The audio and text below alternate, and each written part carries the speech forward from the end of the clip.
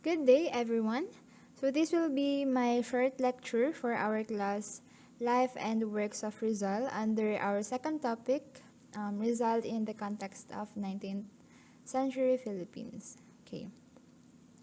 So, as what I've said to you guys, it is very important for us to understand the Philippines context during during Rizal's time. No? So we have to know what happened during his time in order for us to understand why he became who he is today, right? And now we have to look into four different developments. So the first one is the economic development, the second one is the political development, the third one is the cultural development, and the last is the religious development. Okay? And yeah, take note muna before we start. The 19th century Philippines is actually from 1800 to 1899, okay?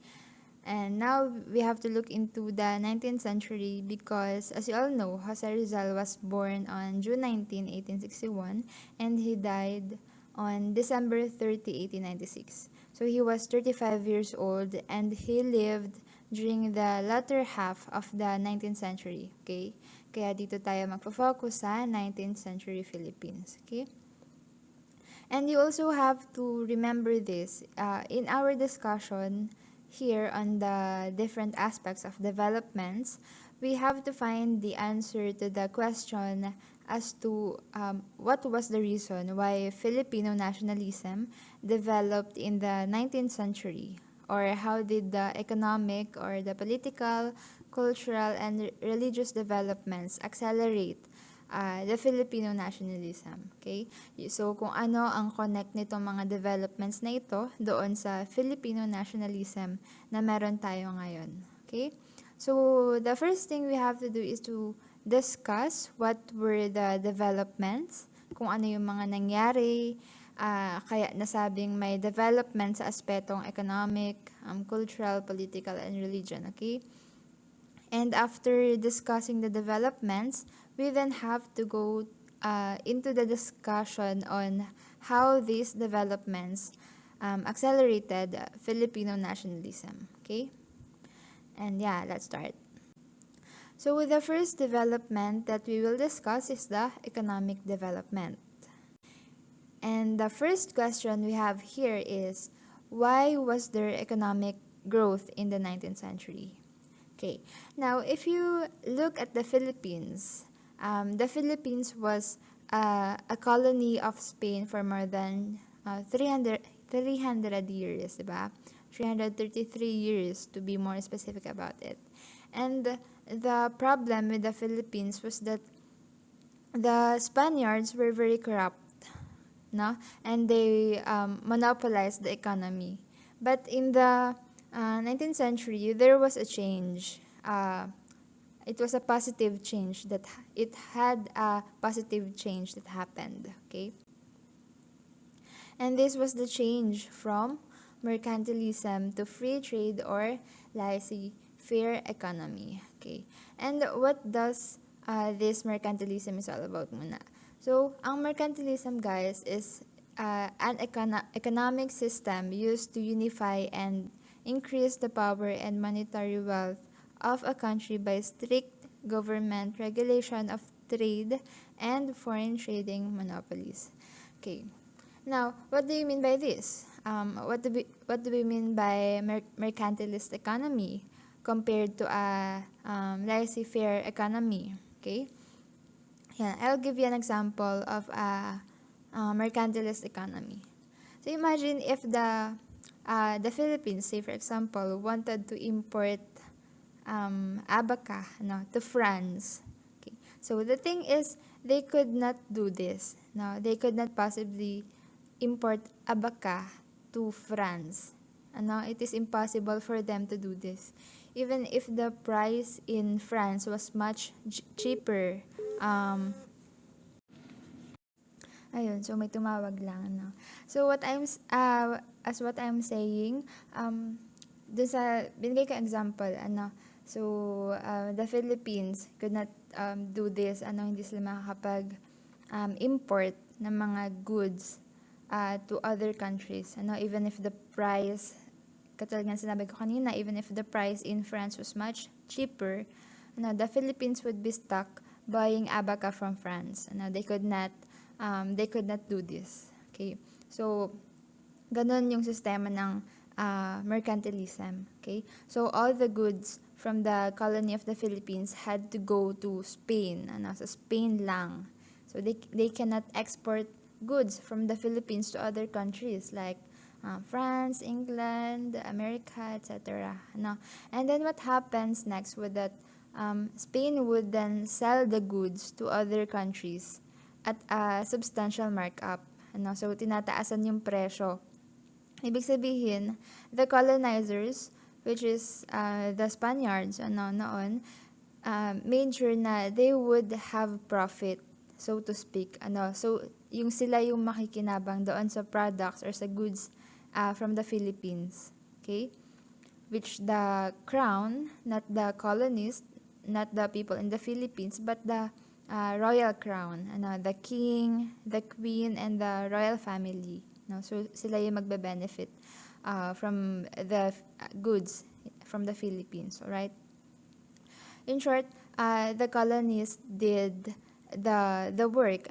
They were the ones tending to the farm. They were the ones harvesting and sending it to Spain. But then, it would be Spain that would reap the profit, and not the Philippines. So, ayun, it was disadvantageous to the people of the Philippines, while it was advantageous to the people of Spain, especially the royal family. Okay, the mercantilist economy was disadvantageous for colonists, while it was advantageous to the motherland or the crown. Yeah, now we have to look at how economic growth started in the 19th century. Okay, so looking back, one of the main reasons why there was economic growth was because of the opening of the ports to world trade. Okay, yan. When the ports opened to world trade, yung Port of Cebu and then Iloilo and then Manila. When the ports opened to world trade, traders started to come to the Philippines. Not only Spanish traders, but other traders from other countries started to come to the Philippines. At yun guys, ay isang mark noong change from a mercantilist economy to a laissez-faire economy. Okay? Yan. So, with the opening of the ports to world trade came in, the rise of the export economy came in. Susunod ito. Now, when we say the rise of export economy, this refers to the Filipinos being able to send the products outside the Philippines to other countries. And the reason why there was a rise of the export economy is mainly because of the opening of the ports to world trade. So this was because of the increase in the demand for supplies. Yan. And I think all of you know naman the supply and demand law. Okay? So when the demand increases, of course, the supply likewise increases also, right? And yeah, so because there was an increase in the demand, there was also an increase in the supply. So the Filipinos, especially the farmers and the tenants, were then forced to produce more agricultural products due to the increase in the demand. Okay? And as a result, this eventually led to the rise of the Filipino middle upper class. So the tenants, the hacienderos and the hacienderas, and on the other hand ay yung mga friars din, mga Spanish friars. Okay? So, what the Filipino middle and upper class did was they rented land from the friars, and then they were the ones who tended to the farm. So they hired farmers in order to plant and harvest crops. And then after they harvest, they would send it to the traders who demanded those agricultural products like yung abaka, tobacco, sugar, rice, etc., etc. Okay? And ayun, after sending it to the traders, of course, they were able to reap the benefits from the profit from it, diba? And they will basically got money from it eventually. No. So when they started to accumulate money, they then used this money for what? Where did they use it for? Okay, so they use it for the education of their children. Okay, yes, the children of those upper and middle class Filipinos. Ano? So, mga sino-sinong anak yon? Okay, the children, the likes of Rizal and the other heroes like the Luna brothers and even Del Pilar. No? So, what was the effect of the education of their children? Ano yung naging resulta ng pagkakaroon ng edukasyon ng kanilang mga anak. Okay? Well, it's simple. The effect was that their children learned the spirit of nationalism in school. Okay?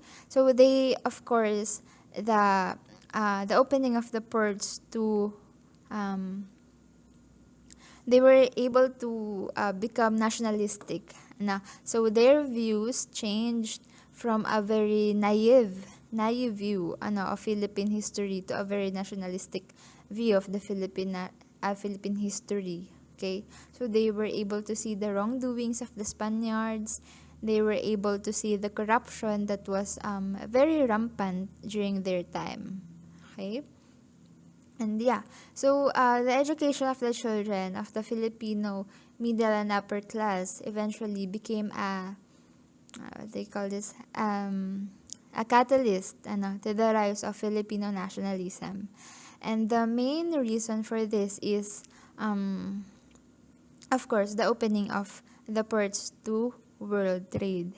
Okay? And it all boils down to this. So nakikita nyo sa screen, like a domino effect, it led to the rise of export economy, and then the rise of the Filipino middle upper class, and then lastly, the education of their children. Okay, so if one must ask, how did it lead to the rise of Filipino nationalism? Well, it is simple. It's because of the education of their children. Now, their children learned the nationalistic fervor in school. No, tapos ayun nga, their views changed radically, so to speak. Okay, yan. So that's the economic development.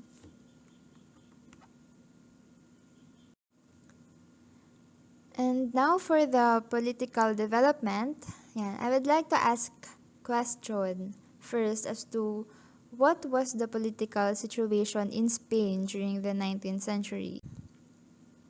Well, Spain in the 19th century was typified by struggle between liberals and conservatives. Okay, but first, what are they? Well, guys, the liberals were the people who wanted to fight for democracy. Now, they wanted the people to vote for their leaders. They wanted freedom of speech, freedom of the press, freedom of assembly, etc., etc. Well, the conservatives naman, they just wanted to remain with status quo. Now, what I mean by this is that the conservatives wanted to continue with the royal bloodline, to continue with the government ruled by the royal family. Okay? Yan. So, magkasalungat talaga ang liberals and conservatives. Kaya nagkakaroon ng struggle. Yan. So, in the 19th century, Spain was characterized by intermittent civil wars. Okay? And Spain lost most, if not all, of its colonies in South America in the 19th century. Yan. And that was because of those civil wars nga. Now, there was a war between liberals and conservatives for most of the 19th century. And so, the colonies of Spain and the South America include, the Argentina, Colombia, Valenzuela, Chile, and even the Mexico pala, no? So, most of them started to gain independency during the 19th century, in the early part of the century. At ang Pilipinas ay sakop pa rin ng Spain. And yeah, so how did this affect the Philippines? Okay, of course, we can say that in the 19th century, Spain was characterized by political instability. No? Yes, indeed there was a political instability in Spain because of the struggle between liberals and the conservatives. But how did this affect the Philippines? Did it have a positive or negative effect? Yan, of course, we can ascertain that it had a negative effect. No? Yan, it definitely had a negative effect. One of the negative effects of the political instability in Spain was the constant replacing of governor generals. Yan. Imagine from 1853 to 1898, there were 41 governor generals daw, in the span of 45 years. What do you think is the effect of this in our country? Yan. I'll give you an example, or I'll give you an analogy. Say for example, here in Marinduque, in our province, what if every year ay nagpapalit-palit tayo ng governor, then may instances pa na, kunwari ay months lang ang tinatagal, tapos kailangan na ulit magpalit ng governor. How would it affect you? How would it affect the province of Marinduque and its people? No? Parang ang gulo. Wala akong planong pumasok sa politics, but of course, it has a very negative effect, even an egregious one. Bakit? Well, if you look at it, if there would be a lot of changes in the government officials during a span of, say, months or even weeks, there will be no consistent policies, diba? Projects will not be finished, and the policies will continuously change, and that will definitely affect the people, right? Mahirap yun sa part natin. So, that's what happened before. Okay? Yan. And moreover, we can say, from that, we can say that the Philippines became a dumping ground for inept bureaucrats. Okay? Inept. Meaning, walang kakayahan or mga, tama ba yung term na mangmang? Yan, yung walang kakayahan na lang, or yan, walang kakayahan. So, they were very incompetent daw. Yung mga pinadala ditong bureaucrats. Like, their main criteria as to why they were sent here in the Philippines was simply because of their loyalty to the King of Spain. Hindi dun sa dahilan na may kakayahan sila mamuno, but because lang loyal sila sa King of Spain. Yun lang yung tiwala na meron yung king ng Spain sa kanila, kaya sila pinadala dito to lead, So they were loyal men to the king, but they do not have any merit as to why they were being sent to the Philippines. So they simply enriched themselves, having no interest to the Filipino people. Okay? So, ayun, they come to the Philippines as poor men, but return eventually to Spain as rich men. So, ganun yung nangyari dati. And of course, as we mentioned a while ago, there was a failure to make or achieve consistent policies. Why? Kasi nga, policies constantly change from time to time noon because of the changes in the government officials or the governor generals. Okay?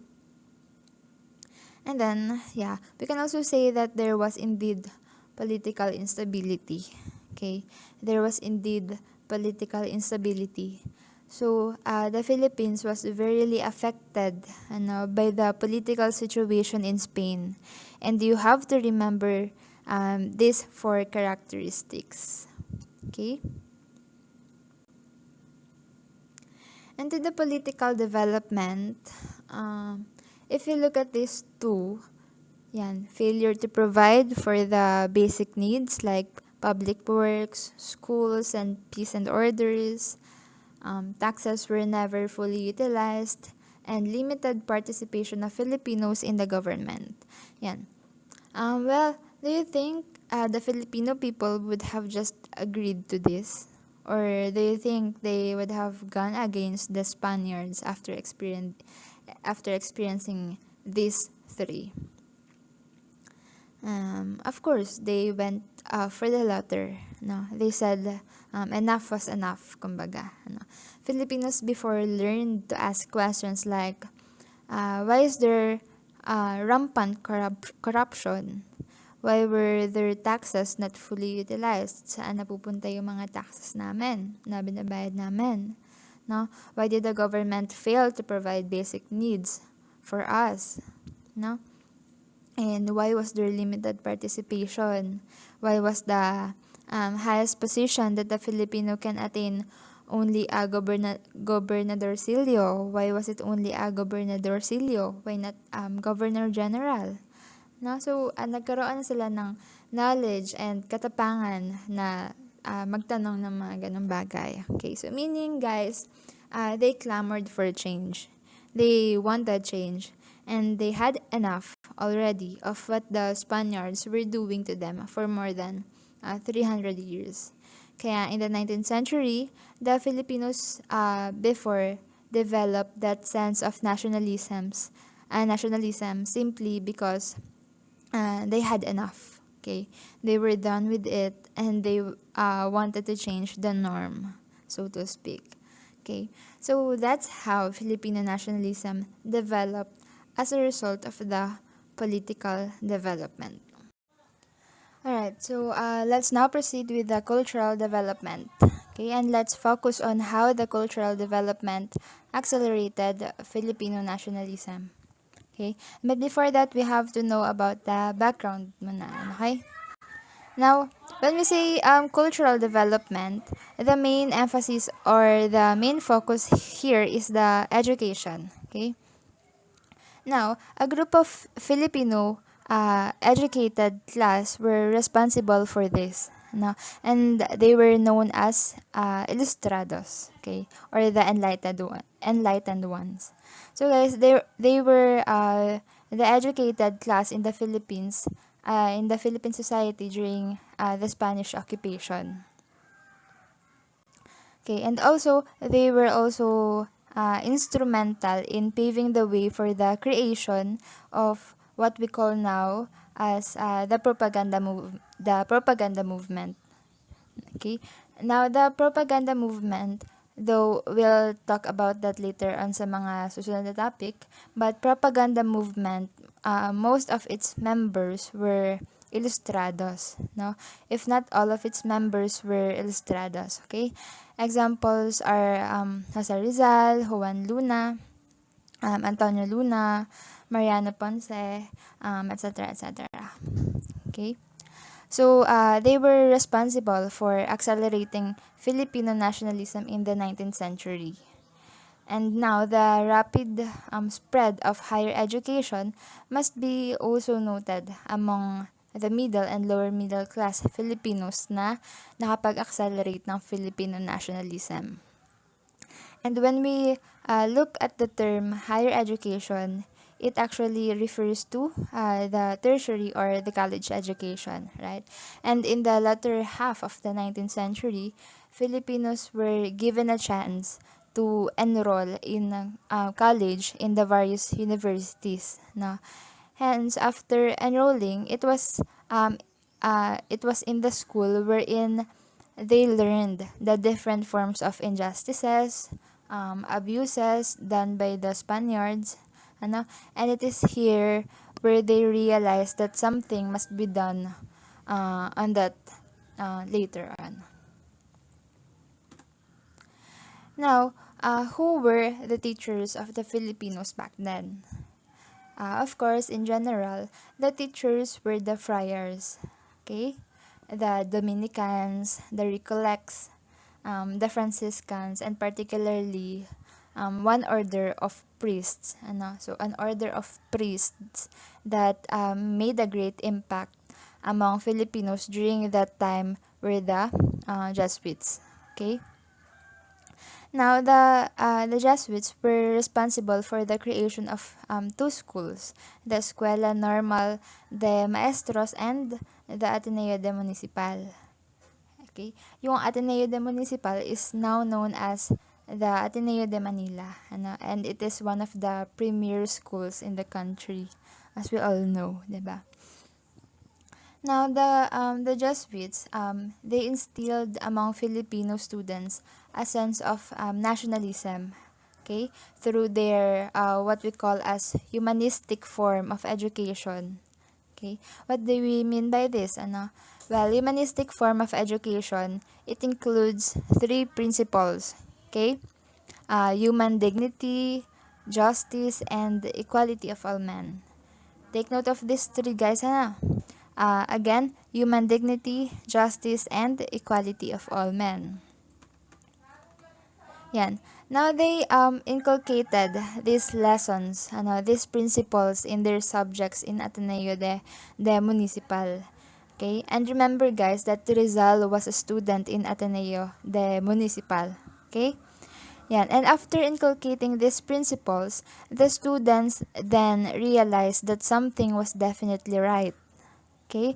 And although one might say that the Jesuits did not intentionally taught the Filipinos a sense of nationalism, what the Jesuits did was that they indirectly taught the Filipinos a sense of nationalism through humanistic form of education.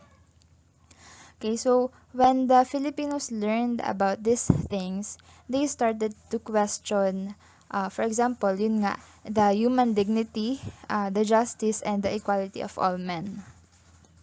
Okay, so yan. So let's start with human dignity.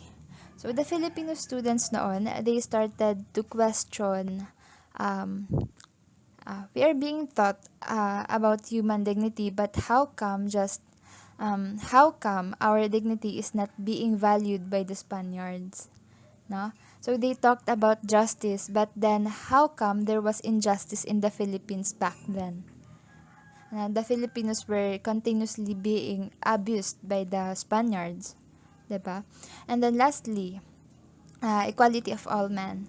So they realized that how come we are being taught about this, but then we are not treated equally, by the Spaniards. In fact, we were looked upon as inferior individuals noon by the Spaniards. Okay, so all of these three principles, the Filipinos back then learned in the classroom. So na-realize nila out of the blue, they thought, how come this is not being applied outside the classroom? Bakit ito yung tinuturo sa amin pero hindi naman ina-apply ng mga Spaniards? Okay, so that was a start. They were trying to think about ways to apply this outside the classroom. And yeah, so from that indirect help ng mga Jesuits who served as teachers ng mga Filipino students noon, we can say that the Jesuits were unlike the other friars.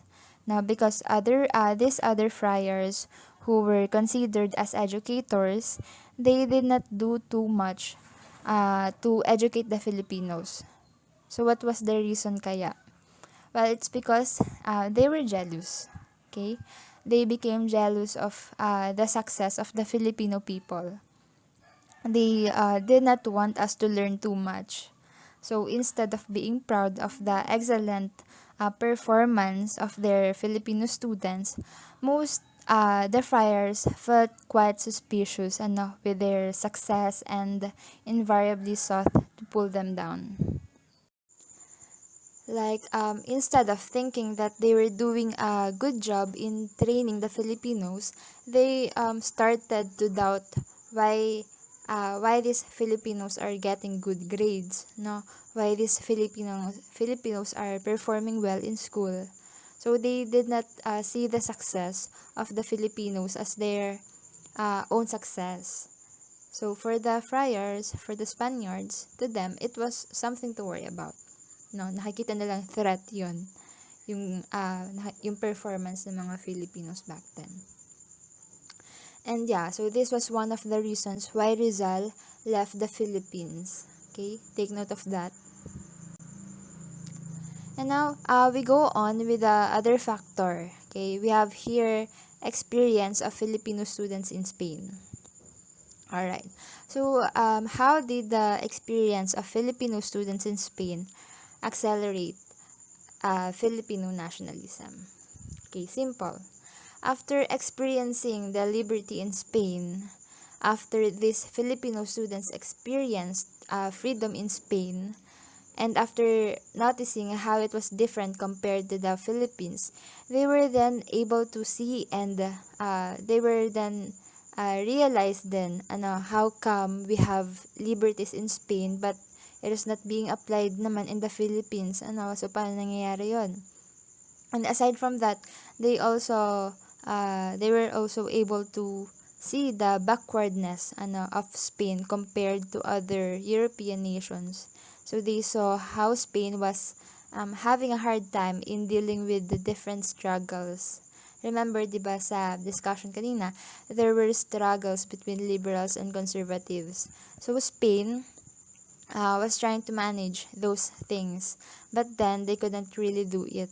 So that's why the Filipino students in Spain saw the backwardness of Spain compared to the other European nations. So nakita nila na may mas kakayahan ang other nations compared sa Spain. Okay, so may weakness din pala ang Spain. Okay. And so with the experience of the Filipino students in Spain, we have to remember this When we look at the experience of the Filipino students in Spain, remember how their experience in Spain, how they were able to relate it to their experience in the Philippines. In Spain, they experienced lots of liberty, diba? Freedom. So they were not being abused constantly. So they thought, if we experience this freedom and liberty in Spain, why can't we experience the same thing in the Philippines? No, and that's how nationalism accelerated as a result of their experiences in Spain. Okay, and then we go here to the last one, interest in the Filipino past. Okay, so Filipinos instilled in their minds a sense of pride and national identity. They used Philippine history to prove that 3 centuries of Spanish rule did not lead to any progress, only decline. Okay, so when the Filipinos started to look into history, they were now looking at how they can use history to take advantage. Okay, now when the Filipino students studied the history of the Philippines, they found out that they realized that 300 years of Spanish rule did not bring anything good to the Philippines. In fact, it brought bad things only. It did not lead to any progress. Okay?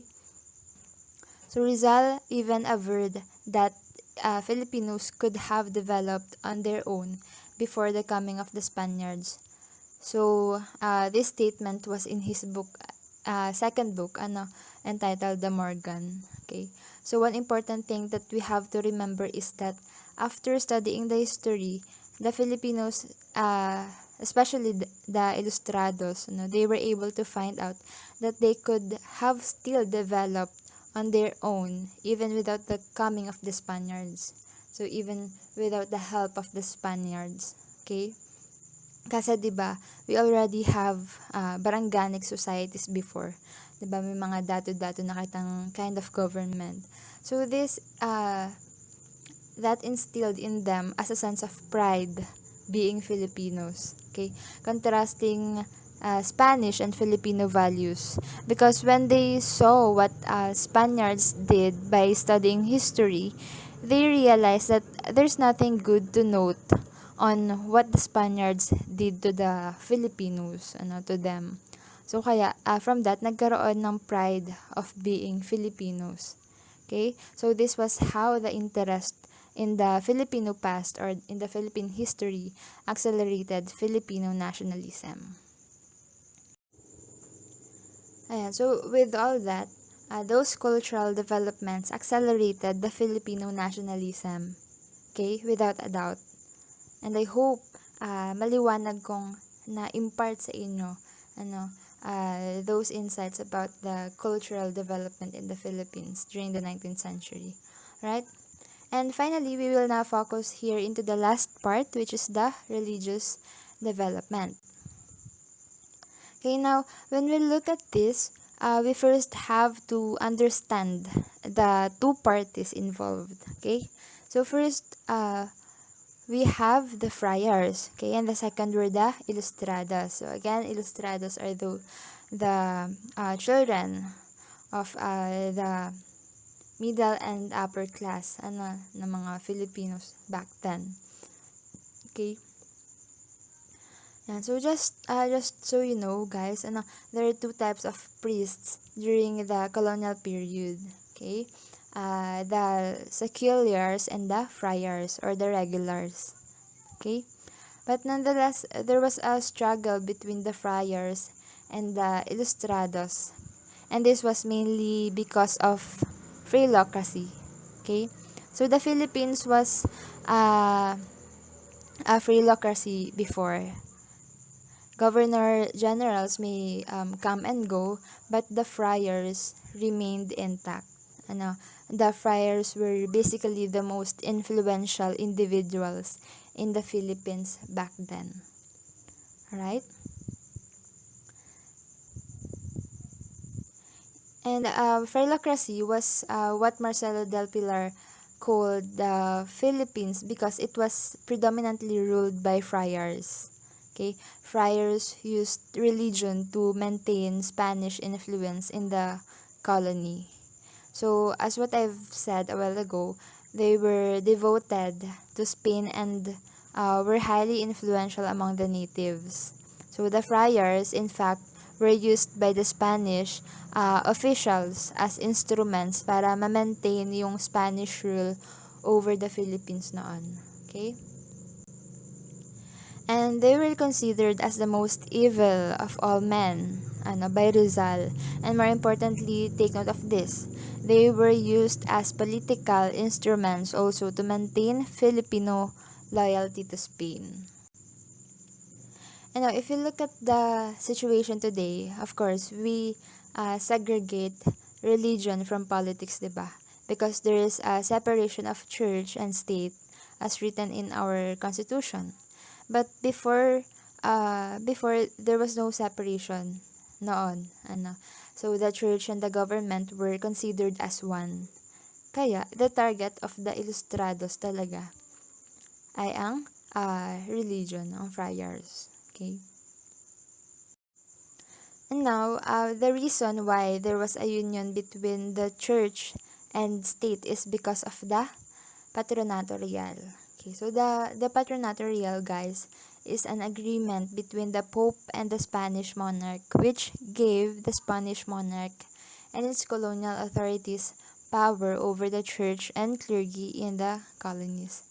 Right. So, this was result of, it was like a gift from the Pope. So, the Pope gave the Spanish monarch a gift or a reward. They were responsible for driving out the Muslim.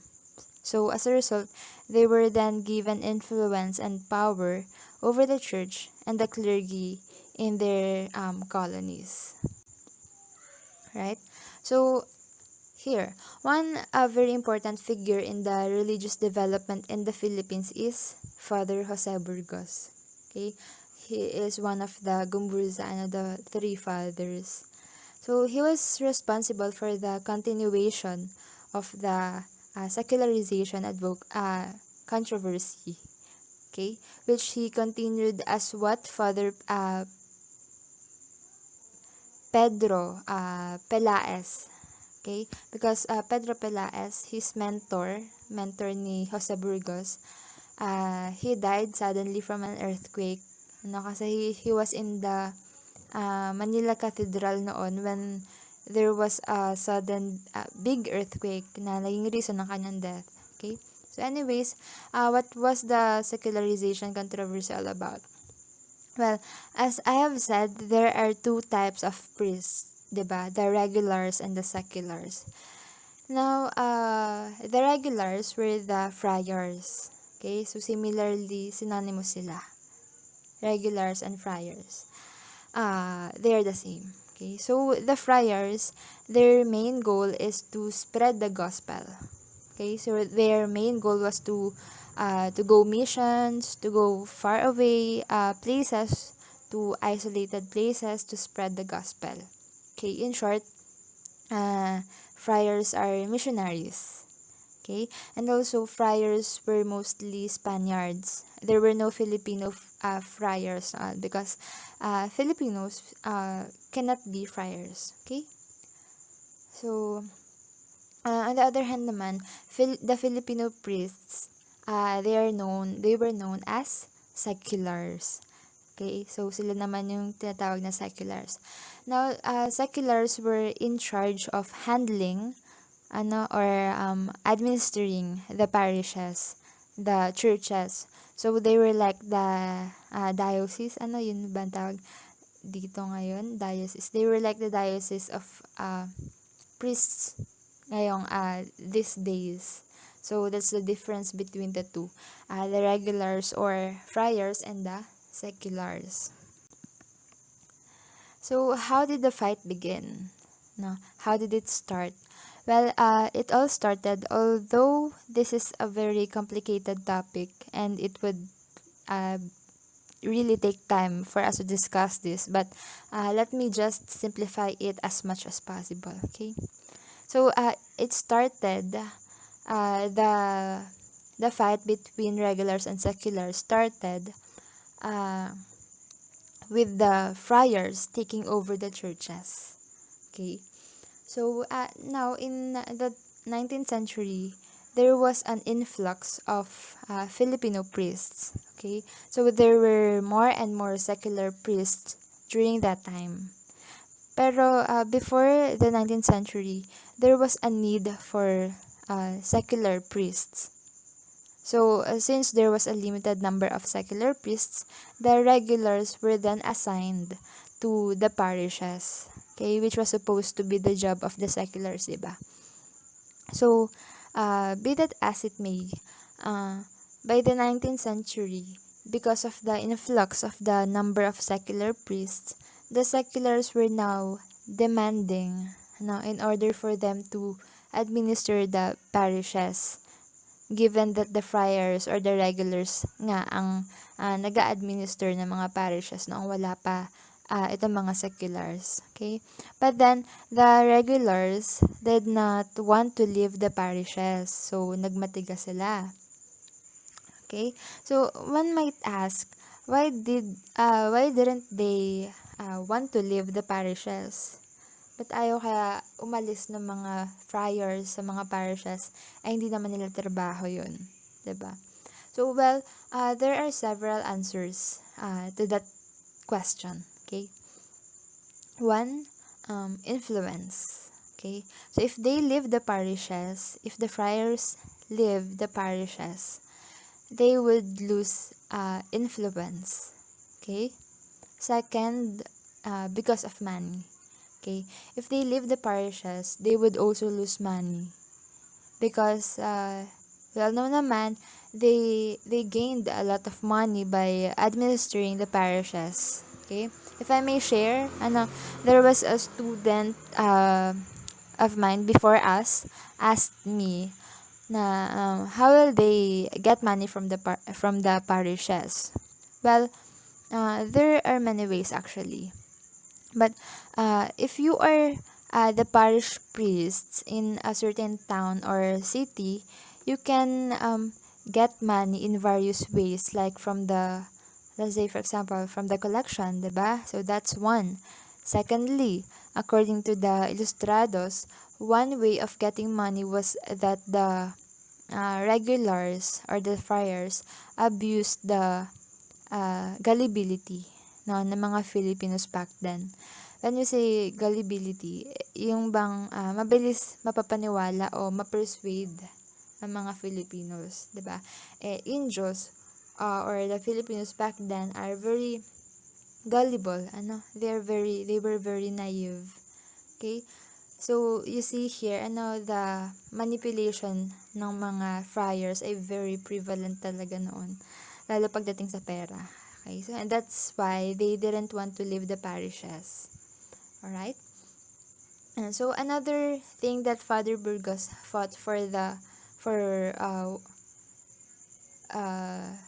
was the equality, between regulars and seculars, because the seculars were considered as inferior beings to the regulars. So they were indeed considered as inferior priests by the regulars, given that they were Filipinos. Okay? And then later on, he was able to transform the ecclesiastical conflict to a larger issue of Filipino equality with the Spaniards. Okay.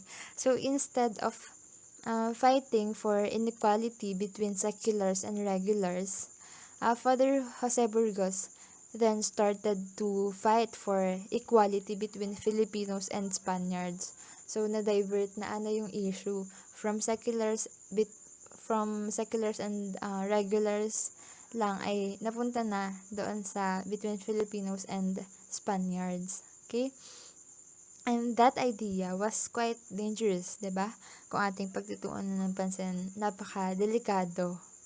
Kaya ayun, eventually that idea and that action led to his arrest and execution. Okay? But the friars, guys, take note of this. The friars were very good.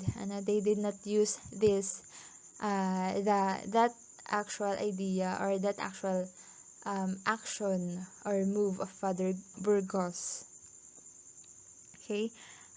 But they were able to find another justification why they would arrest Father Burgos, which we'll discuss later on. Okay? So yun ay mas humanap sila ng mas mabigat na issue para mas lalo madiin at mas mabigat yung kaso na maibigay kay Father Burgos. So look kung gaano kasama ang mga friars. Okay? And so Father Burgos then became a threat to the friars and the Spanish colonial government in the Philippines. And as a result, he, along with Father Gomez and Zamora, was accused of starting the Cavite Mutiny. But, yun nga, in reality, it was not the end result of the Gomburza's actions. It was actually started by, the Cavite Mutiny was actually started by Sergeant Lamadrid, so isang officer who started to revolt because he didn't want to go back and pay taxes and do forced labor. Okay? But then the Spaniards, or more so the friars, they blamed Father Burgos for starting it because they accused him na he wanted daw to become the king of the Philippines, which was not the case naman talaga, because Father Burgos simply wanted equality between Filipinos and Spaniards. Okay? So, yun yung issue na ibinigay ng mga friars na yun kay Father Burgos para mas lalo siyang madiin at mas mabigat yung kaso na maiatang sa kanya ng mga Spaniards na namumuno sa atin noon. Okay? And ayun na nga. So eventually, as a result, They were arrested, convicted, and later on executed via the garrote. Okay. But now guys, take note, the Gumburza, as we all know, were not totally guilty. Okay. And after their execution, in fact, there was complete silence. Sa buong Pilipinas, there was complete silence. People did not talk about them. They were actually scared to talk about them. No one dared to support them. Bakit? Because those who supported them, those who sympathized with them, were sent to exile or arrested. Diba? Yan. So, how did this accelerate Filipino nationalism? How did it lead to Filipino nationalism? Okay, so we have here three. The first one, the influence of Father Burgos. Okay, Father Burgos and his ideas undoubtedly influenced Dr. Jose Rizal. And this was the result of the secularization controversy, diba? Because the seculars wanted to take the job of the regulars, but then friars didn't want to give the job back kasi gusto nga nila ng money, power, and influence. Okay? So, the second one is the philocracy. And yeah, the Filipinos already had enough of royal rule. So they wanted to get rid of the friars. They became the number one enemy of the Filipinos. And that somehow instilled them a nationalistic zeal, a nationalistic vigor. Okay? And then the last is the execution of Gumburza. Okay? And yeah, here the execution of them eventually led to the creation of the propaganda movement, more than a decade, 10 years after pa naman. So the propaganda movement, if you know this was responsible for the creation ng La Solidaridad. Okay? So yun yung newspaper noon in which ang main goal ng creation ng La Solidaridad was to fight for reforms and to make the Philippines the province of Spain and to expel the friars. And they undoubtedly, even if they didn't totally have the nationalistic ideas as Bonifacio, they were responsible for influencing the rights of the Katipunan. Okay? So all these three accelerated Filipino nationalisms, and this is part of religious development in the Philippines in the 19th century. Ayan. So that ends my short discussion. This ends my discussion about our second topic, which is all about Rizal in the context of the 19th century Philippines. Okay, so again, this consists of four subtopics. The economic development, the political development, the cultural development, and the religious development in the Philippines during the 19th century. Okay, so all of this na-discuss natin, it influenced Dr. Rizal para maging siya yung Dr. Jose Rizal na kilala natin ngayon. Right? And yeah, so again, that ends my discussion. If you have questions or clarifications or further or if you need further explanation, you may raise your questions and concerns through our group chat. Okay? So I will give you a corresponding activity for this topic. And yeah. Thank you so much, everyone. Thank you for listening.